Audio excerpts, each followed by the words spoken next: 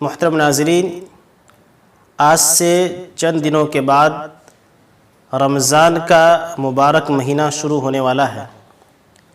یہ مہینہ بڑی ہی فضیلت اور برکت والا ہے۔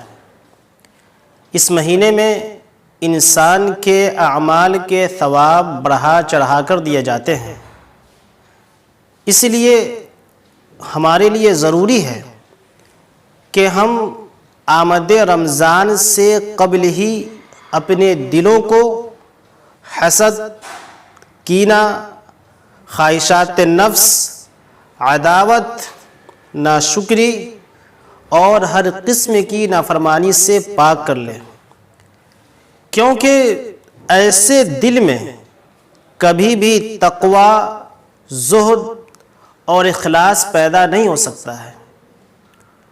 دل کی صفائی اس لیے بھی ضروری ہے کہ اگر یہ صحیح ہو تو سارا جسم صحیح رہتا ہے، اور اگر یہ خراب ہو جائے تو سارا جسم خراب ہو جاتا ہے۔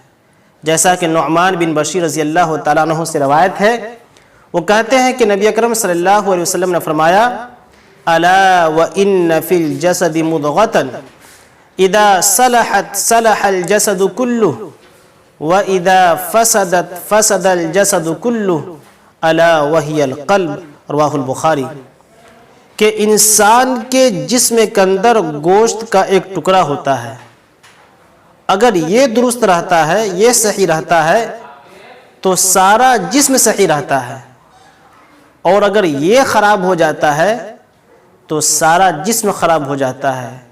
وہ ٹکڑا انسان کا دل ہے۔ لہٰذا ہمیں اللہ رب العالمین سے دعا کرنا چاہیے کہ اللہ رب العالمین ہمیں دلوں کی ہر طرح کی برائیوں سے محفوظ رکھے اور ہمیں خیر اور نیکی کی توفیق دے۔ آمین۔ والسلام علیکم ورحمۃ اللہ وبرکاتہ۔